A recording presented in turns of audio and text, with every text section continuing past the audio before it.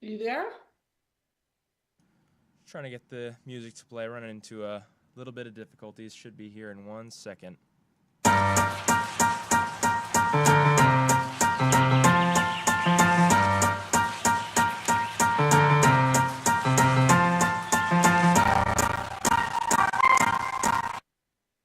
Wait, this does not sound right.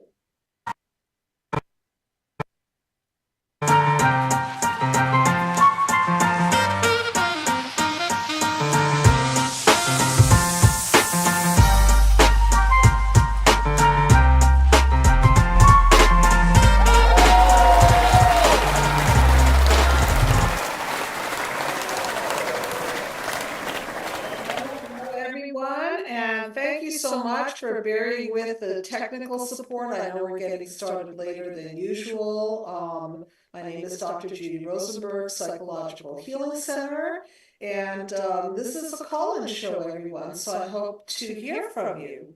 323-524-2599, and a little bit about me and my mind map. The mind map is a system I created to heal human disconnect. And much of what I talk about, as many of you know, is the theme of narcissism, which I'll review over and over again. What is narcissism? So many people are throwing that term around loosely, and again, it's on a spectrum, so we can't really say this is narcissism or these are the exact symptoms. But one thing that I can't address today, which is our topic, which is about letting go of the narcissist and what happens when we do that, and what kind of a surge of energy can be available to us when we let go of the narcissist. So, why is there a surge of energy? Of course, there is also grieving the loss of a loved one if you felt bonded to the person. Of course, there's all sorts of other experiences that don't include a surge of energy. But right now, we're just going to talk about the basic concept of 1+1, meaning you and the narcissist together are not the light. So if we look at panel number 7, if you can go to panel number 7, if you got that up there, I would appreciate it. Thank you so much. Okay, so look at panel number 7. See the orbs coming together? This is the definition of synergy, a synergistic relationship. One person plus another together create light. So what is light? Light is when you better the person because of who you are, and they better you because of who they are. In the case of the narcissist, not so, because the narcissist has what I refer to as a hole in the soul, meaning that they will suck the light right out of you because they themselves are empty inside and have to keep replenishing the light in there, which gets sucked right into a black hole, is what's really happening. So there's no generation of light here. There's no generativity. It's all like a black hole sucking the life force out of other people in order to just keep them from imploding upon themselves.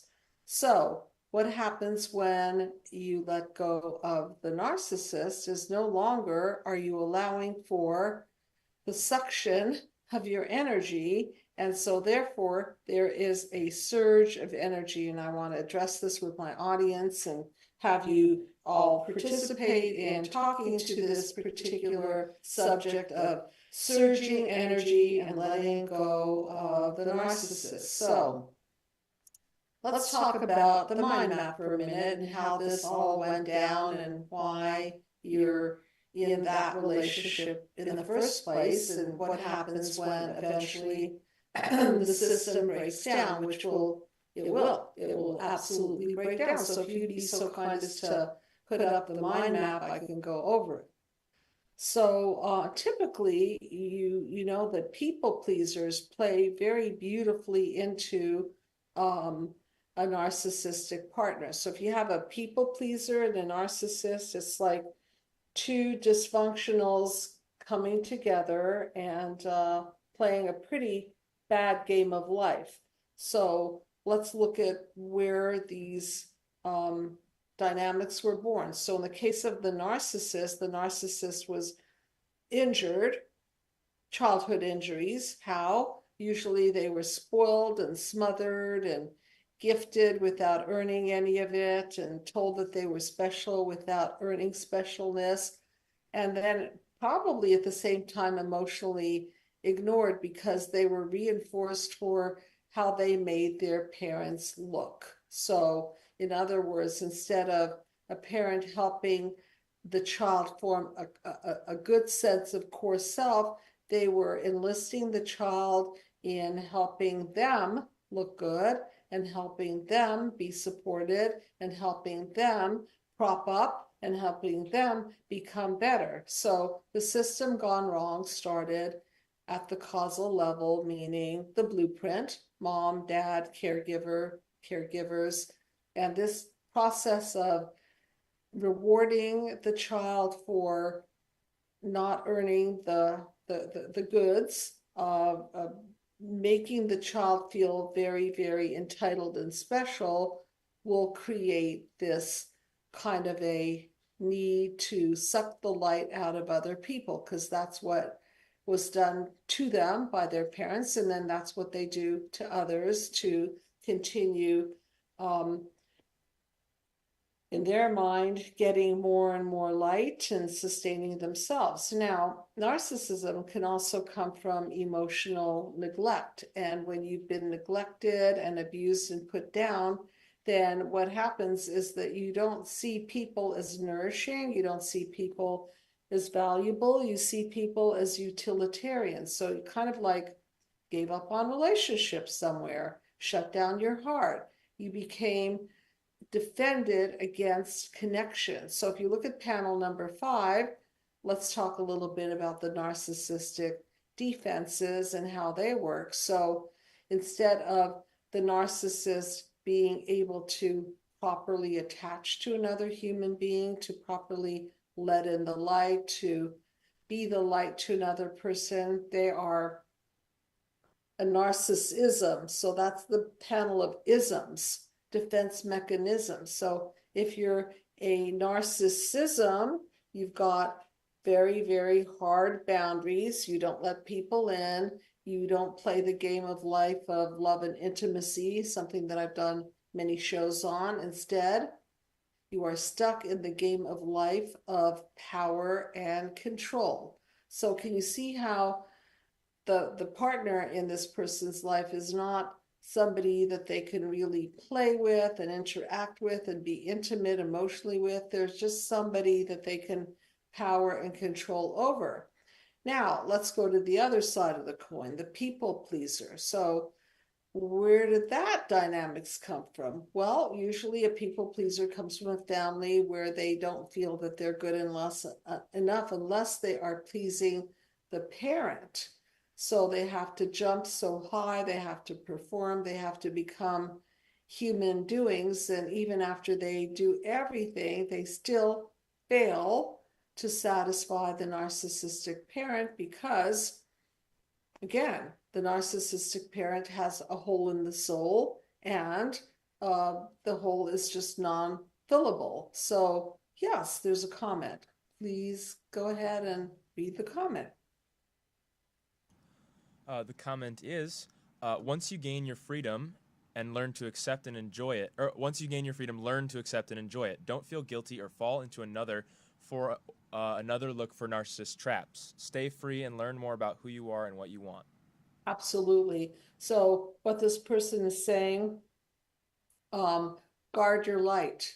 Okay, so once you take back your light, or let's just be real about it. A people pleaser is also in it to gain something from the narcissist. So they're playing a pretty bad game of life, meaning that they're in it to win the Nobel Prize on recapturing their low self-esteem, that they're not good enough and they're not lovable and so on, because they're hoping that the narcissist will esteem them and put them back in proper order so that they could feel loved and acknowledged and so on. But that's not going to happen with a narcissist. So you can see that they're barking up the wrong tree, so to speak. So they're not exactly full of light, but they're trying to derive their light or recapture some level of light through the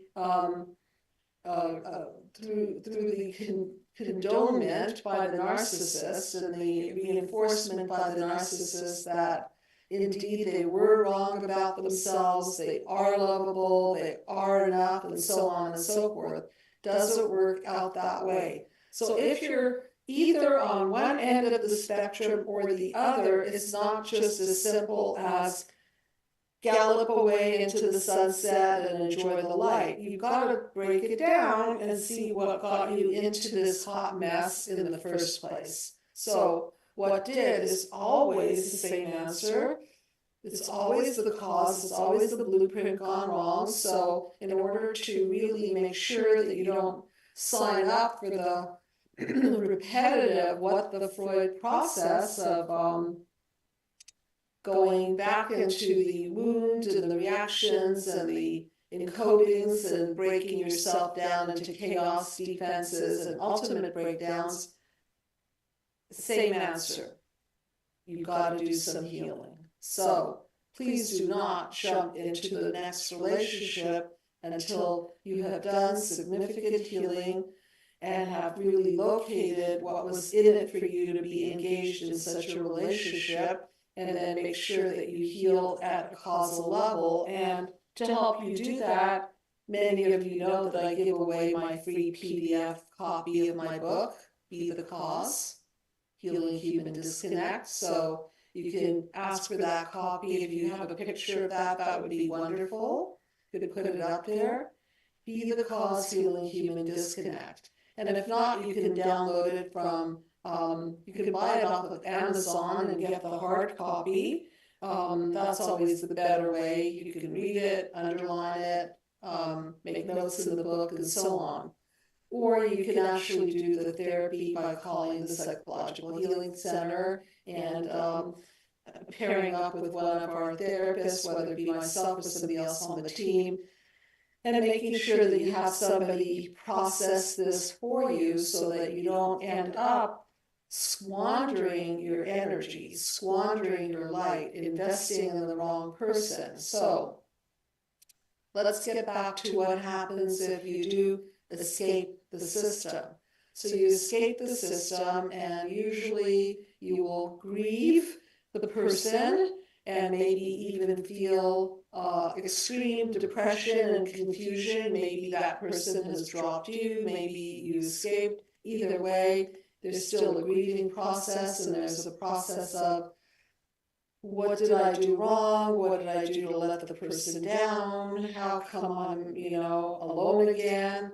And if you get to the place where you realize that this has not been healthy for you and this is the best thing that you can do, that would be a good starting point. So from that point, you can start enjoying the benefits just by breathing in the air and know you're not going to be criticized for how you breathe, or just doing things that your narcissistic partner said was unacceptable because it didn't suit his or her agenda.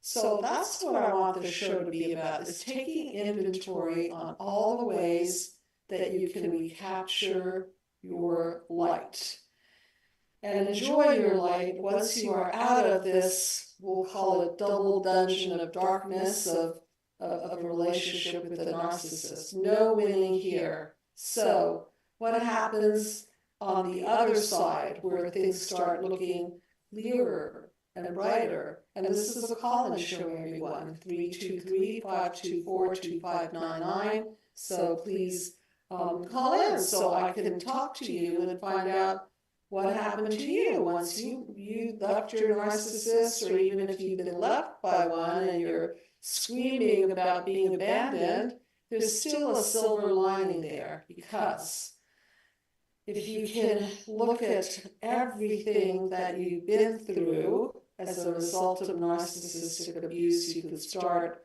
enjoying the clean air, so to speak. So what do narcissists leave us with? Well, I talked a lot and will continue to talk about the somatic effects of narcissistic abuse. What happens to the body?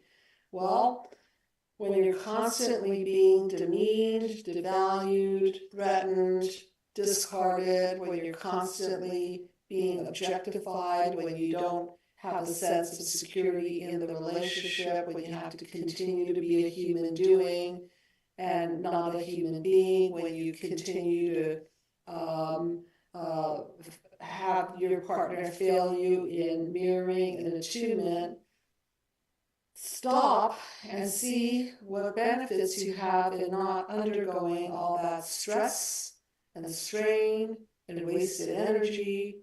And what is now going to happen is, if given a chance and also an appreciation of having escaped the system, you can start to go, oh, I'm free.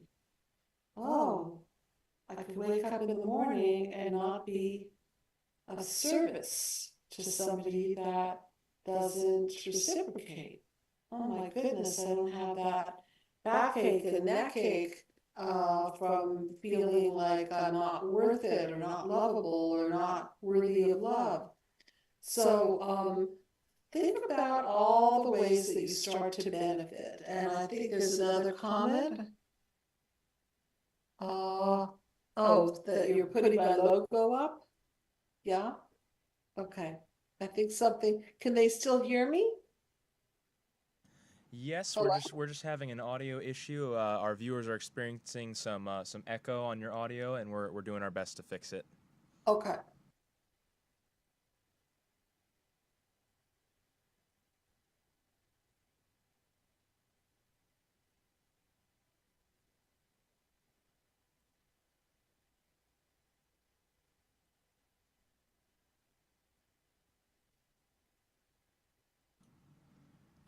Go ahead and try talking for us real quick, Dr. Judy. Okay. How's the audio now? How is that? Just 1 second, waiting for the stream to catch up here. Okay.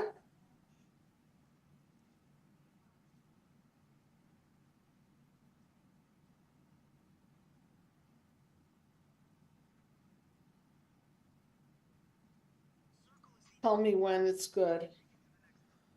Go ahead and just continue talking, and we'll see if our Okay, so viewers can you hear respond. me now? Are you able to hear me, Tony? So sorry, audience. Didn't anticipate technical difficulties, but that's the way it goes sometimes. That's why let's try to have some conversations in person. You're welcome to call me and set up a meeting with me, and then we'll have no technical difficulties at all. Okay? All right, I think we fixed it. Okay, thank you, audience, for bearing with me and the technical difficulties. I apologize. And so let's continue this. And this is a call-in show. How's the technical right now? Is all good? Hello? It looks like the echo may have started up again. I'm not sure what the issue is. We're working on it right now, though. Okay, so can the audience hear me or no? Yes, the audience can hear you, but there is a weird echo issue happening with your audio. And so we might have to do a redo on the show. Is that what you're trying to tell me? Let me double check one more time with my supervisor here, and I'll get back to you in just 1 second. Okay, all right. Well, if you can hear me, audience, then continue to listen. And as soon as we get some quality audio, then hopefully you guys can call in. But in any case, I just want to address this healing process, because once you let go of something that's been hurting your life, you can now reap the benefits. Mind, body, soul, all of that. Okay. Are they able to hear me? I just tried one more thing, so we're going to see if that works. Go ahead and keep talking, Dr. Judy. All right. Can my audience hear me? I'm talking, but I'm not sure if they can hear me. So we might have to redo this show. Yeah? I think we fixed it. Did you really? It looks like it. Okay. Well, Yes, we fixed you it. know what? Comment in the chat room, and usually things go smoothly. Occasionally they don't. This is the occasionally they don't situation. So, again, once you get some freedom or let go of a narcissist, let's talk about the different categories that are now available to you in terms of your healing. And just give me feedback. Is the audio good now? Yes, it looks like the audio has fixed. Okay, can somebody in the audience maybe give thumbs up that you Yep, can hear? we're getting lots of thumbs up from the audience. We can hear you. Thank you. Okay now. Better. Yay. Okay. Echo Thank gone. you. Thank you for bearing with imperfection, because that's how the world is, isn't it? Yeah, So they said life happens. life happens. Life happens. So I'm gonna go with the flow, okay? And that's what I'm really talking about, is once you get rid of the narcissist in your life, you can breathe, you can flow. I can't tell you how many people see me because they're being abused financially, abused emotionally, neglected. Uh, uh, I can't tell you how many people, as we speak, are in a toxic relationship that they call love. They actually call it love. Why? Because when you're in a narcissistic relationship, you're toxically bonded to the person, and you call that love. And you can't let go of the person because they're your everything. It's just like if you're toxically bonded to your primary caregiver, you're going to call that love too. You love your mom, you love your dad, even if mom is drunk off of her butt or dad is cheating on mom and not even available to the family. You're going to try to hang on to every morsel of that love. But again, I'm redefining it. That's not love, that's addiction. You're addicted to this toxic relationship. And so that was your blueprint, and that's why you got in toxic relationships, because all you did was a what the Freud. I hope you're familiar with my term now. So you did a what the Freud, and then if you're lucky enough to get out of the loop, well, congratulations. So here you might be, or could be, just breathing a sigh of relief and starting to heal from verbal abuse, neglect, financial abuse. How many abuses could a person name, right? How about people who are going through being bossed around and made to feel like they're not worthy, and every day they have to get up and jump how high for the narcissist to please them, but there's no pleasing them. So imagine if you stop doing that. Imagine if you stop exposing yourself to the threat of being abandoned. Imagine if you stop lending your money to a narcissist who only leads you dry financially. What if you stopped believing in who you are based on how they treat and see you? Can you see the opportunity for so many types of freedoms and healings from that? So anybody in the chat room let go of a narcissist and discover that there was a lot of freedom in what they experienced afterwards? Any comments about that? Or better yet, calls about that? So I'm always inspired by my audience and my patients, and I have watched this therapeutically where one has just finally woken up, opened their eyes, and realized, what the what the Freud have I been doing here? My goodness, I am making that person's life better, but my life isn't getting any better. Wow, that person seems very content and satisfied, but I look worn out and tired and run down. Wow, that person is financially benefiting, but somehow I feel like I'm being used for that financial benefit. Okay, is that sounding familiar to anybody? Can you put a little note in the chat room? Anybody have that experience where they can now, with 2020 vision, see that they were in a horrible system gone wrong? And let's see, some people are saying, yes, yeah, I guess that's why you're listening to the show, correct? Okay, so what are you going to do now? So if you're in the narcissistic relationship, one thing that you could do is start gathering, taking inventory on your life. Where are you bleeding out? Exactly where? Your money, is that bleeding out? Your time?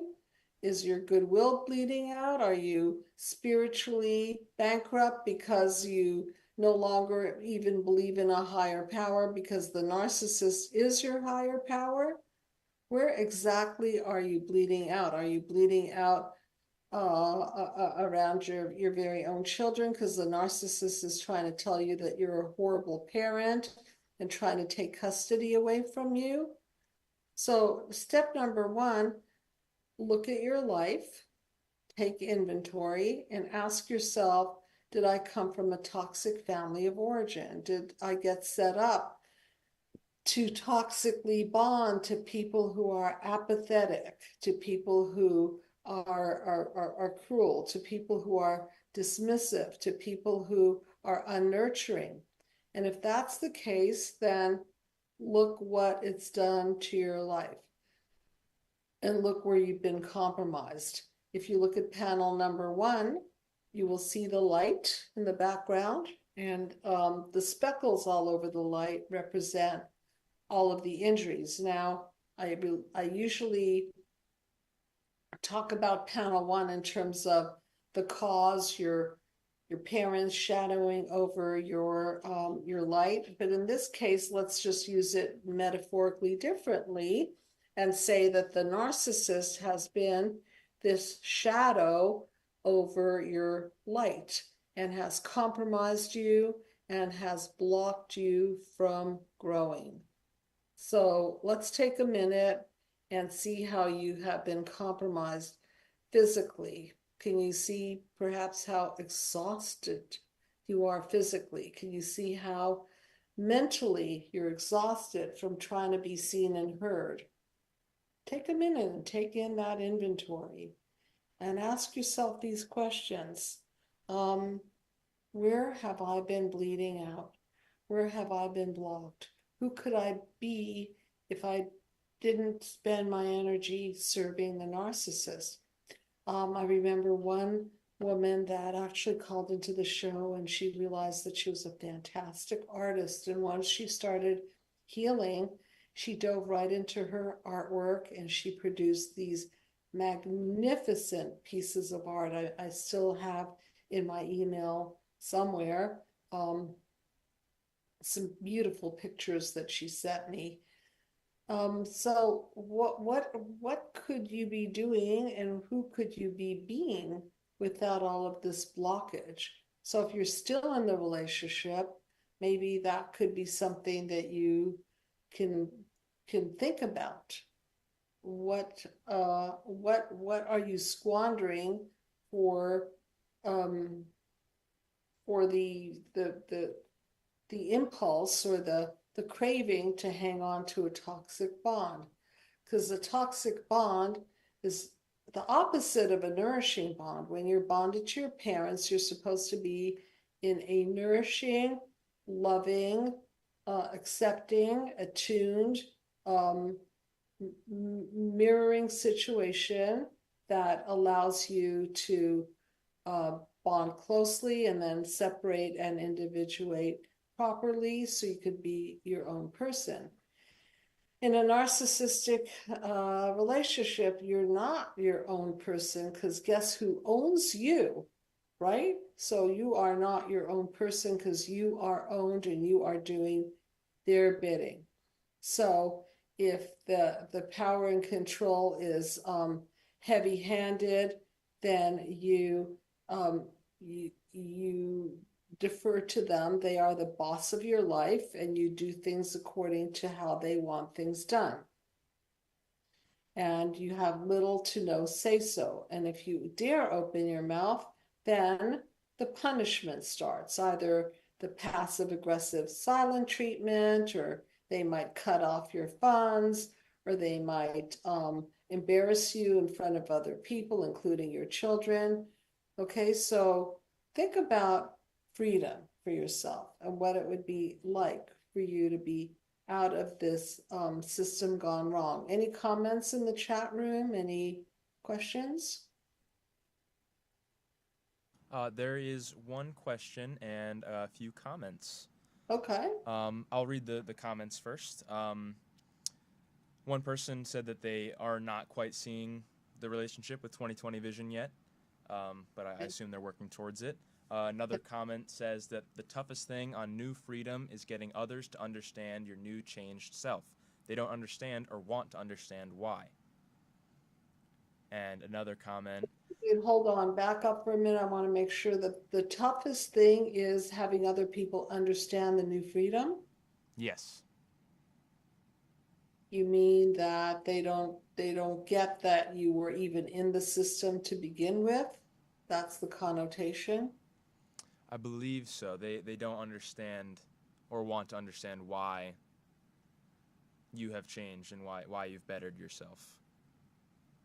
Right, because narcissists will tend to gaslight not only you, but other people into letting them believe that everything good comes from them. So how could you be better when everything came from them? Because, you know, they have their flying monkeys, and they're great at PR, and they're great at saying, well, you know, if it wasn't for me, my spouse, my significant other, wouldn't have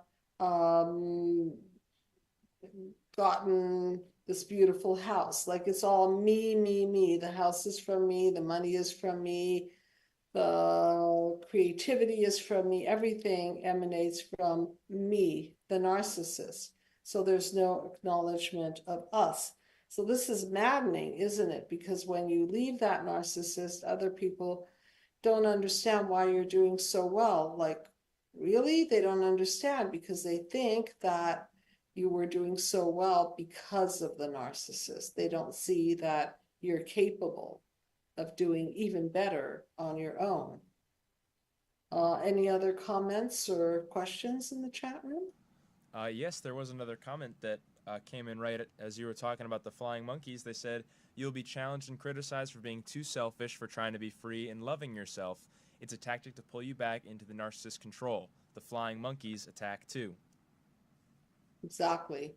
And if the person attacks you, if the person attacking you is in a narcissistic relationship, then they're defending their own position, aren't they? They don't want to see, so they want to have less than 20/20 vision on their situation. So it's easier just to make you wrong, make you crazy, make you seem like you're twisted, because they don't want to face their own. Does that make sense to everybody?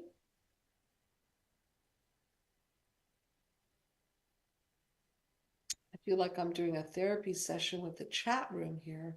So if anybody wants to call in, I'd really welcome that. We have a few minutes to address these things, but I'm hoping you're getting the drift that when we're bonded toxically, all of this emotional energy is being locked into the system gone wrong, and it's being eaten up by the system gone wrong. And once you can unlock it and free yourself, you will be for a while in panels 4, 5, 6, because you'll be in chaos, because you won't know what's up or down. You've got to find your bearings, and then maybe you'll want to see the chaos. When you undo a toxic bond, look what happens. All the bonds are broken, but for the right reasons, and the toxicity is released for the right reasons, and everything seems upside down until you get your bearings straight. And then what do? You get scared, you start defending against what you did and think, oh, maybe I shouldn't have done that. Maybe I shouldn't have split. Maybe I shouldn't have. Maybe I'm wrong. So then you start getting into putting yourself down in the face of your decision to leave. And the breakthrough is really seeing 2020 that you just repeated a horrible system gone wrong, predicated on the blueprint that you psychologically inherited from your family of origin. So can everybody see that? You inherit it, you repeat it, you break down from it, you have to release yourself from it, you've got to heal from it so that you don't do the same what the Freud pattern again, and you don't pass this on to your children and your children's children. So part of why I do this work is that I'm interested in the next generation, and I am very much a proponent of preventing this multi-generational transmission of psychopathology from being passed down to our future.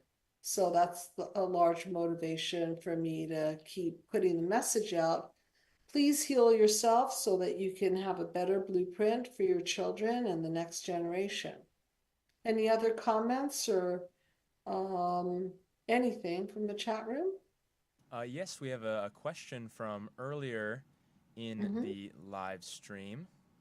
Okay. And that question is, just got to scroll up here and find it. Lots of people in chat today. Okay. The question is, how do you know if it's avoidance or narcissism? Well, passive-aggressive people avoid, and I think passive-aggressive is a very narcissistic trait. Now, I'm not going to say that everybody who has these traits is a full-blown narcissism. Well, I think you can feel it in your gut. If you feel that somebody is avoiding you to be cruel to you, as opposed to they're avoiding you because they're scared of you, or they're avoiding you because they don't think that they have the skills of communication to face you directly. But when avoidance is used as a punishment, that's when you know that the narcissism is at play. Have any of you ever met a passive-aggressive person? I have, plenty of them. One that I'm thinking of cut off his wife for about 3-4 days, just didn't talk to her, she didn't even have access to money. She didn't know where he was, whether he was coming back, and she lived in this torture chamber of, how am I going to eat? How am I going to pay my rent? Is he coming back? What did I do wrong? What can I do to make sure that he doesn't leave me high and dry like this? So there's a level of cruelty to it, you see? So check in with your gut and see if you're feeling that the intentions are to be cruel to you, to punish you. And any other questions or thoughts? Yes, there's another comment in the chat that says, I'm looking for breakthrough. Thank you for explaining this over and over. I've needed to hear it several times. Thank you very much for that comment, because even though I created the system, I have to hear it over and over several times, because in theory, it's really clear and beautiful and very easy to understand.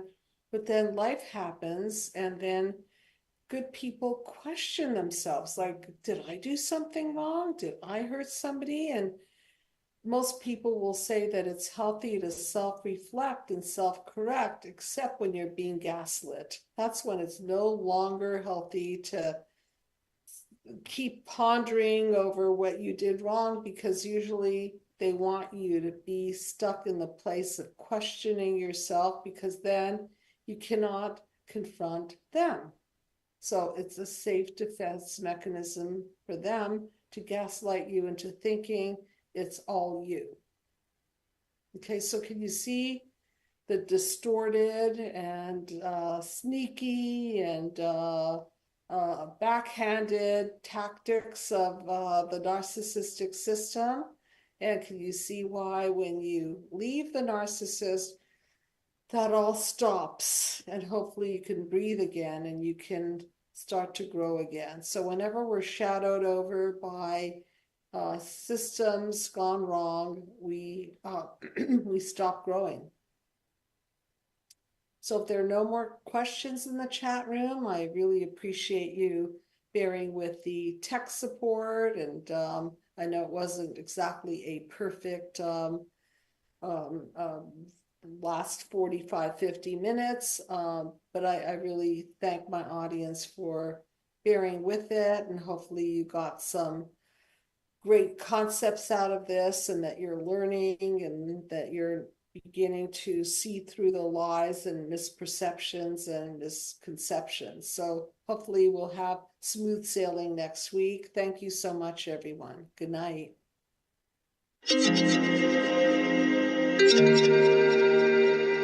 Thank you.